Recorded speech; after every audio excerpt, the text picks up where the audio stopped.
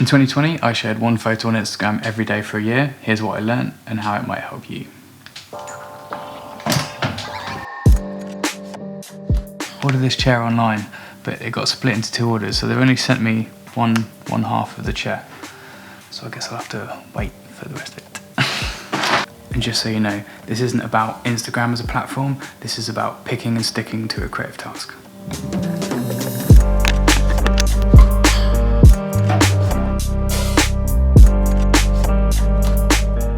Know why you're doing it. Sounds kind of obvious to say, I guess. I wanted to take more photos and I wanted to reconnect with photography for myself. I wanted to actually share my photos. I take so many photos and I just don't put them into the world.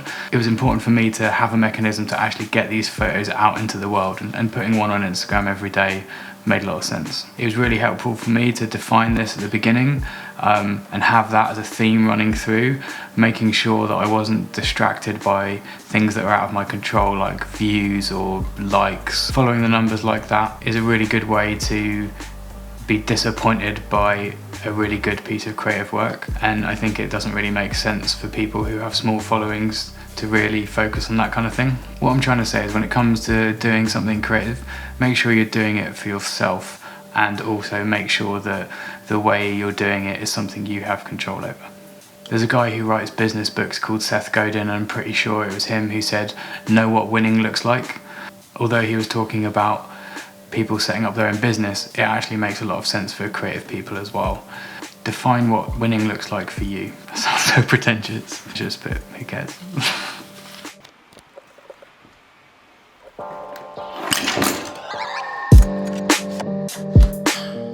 Say goodbye to perfection. Perfection is a nasty beast, and when you're doing creative work, perfection is not something you should be reaching for at all. Now, the best thing about putting a photo out every day is that you have to let go of the idea of perfection quite quickly. Not every day is going to be a good day, and actually over time, little mistakes or little things you weren't 100% happy with don't really matter. Often with creative work, good or really good is actually good enough, and the huge amount of work to get to that last little bit actually doesn't make much difference at all. I found it much more enjoyable to produce work when perfection is off the table. It makes things more clear. What do I mean by that? Creative projects, particularly self-initiated ones, can be sprawling, complex, and sometimes your focus can be pulled in lots of different directions. And if you don't have external pressure on you in some way, you can lose focus and kind of miss the point of what you were trying to do. Now, being on the hook to deliver something every day, even if that thing is really small, really helps clear things up. There are no excuses. It has to happen today. Even if it's at the last minute, it doesn't matter. The clarity you gain from having that structure really helps keep focus on what it is you're trying to do. And I think it really helps with the creative process to have a little bit of external pressure built into what you're doing.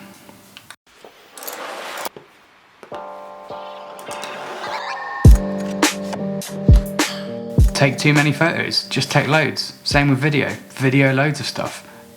Press that shutter over and over again. If you don't have enough memory cards or big enough memory cards, save up the money and buy some.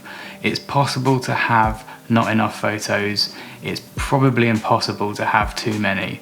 And often when I've captured the video or the photo that I was looking for, and I continue to take pictures and try new things, it leads me to new photos that I wasn't expecting to take. I would also say give yourself more time than you think you need. Sometimes I know I'm going to go somewhere like a location to take a photo, and I know it's probably going to take me less than 10 minutes to take that photo.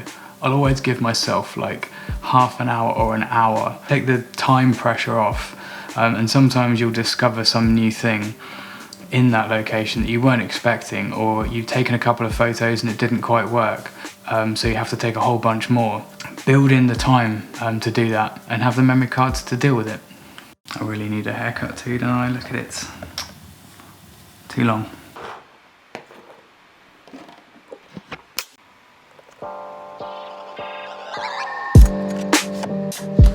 This is the big one. You are what you do every day. Some of this might sound really obvious, but having taken a photo and shared one photo on Instagram every day for a year during an unexpected pandemic has been a bit of a photographic test. Creating a project where I had to produce something every day really pushed the limits for me sometimes, and I learned way more by doing just a little bit every day than, for example, spending the same amount of time but doing it all on one day. Even sometimes just like taking all I did right at the end of the day was just take one photo and just put it online. That I learned more doing that than I have done where I've been like, right, every Saturday for a month I'm going to do this. Make it part of your routine. Make your creative project part of who you are. Do it every day, even if it's just 1 minute, 2 minutes. So much more valuable, so much more interesting, so much more useful to you than storing it all up for evenings or a special time of the day. Do it every day. Do it every day, even if it's just for a minute. I cannot overstate how powerful it is to make your creative project every day. Do a little bit every day, just a little tiny bit. I promise you, no matter what creative project you're working on, particularly if it's self-initiated, every day, do it every day.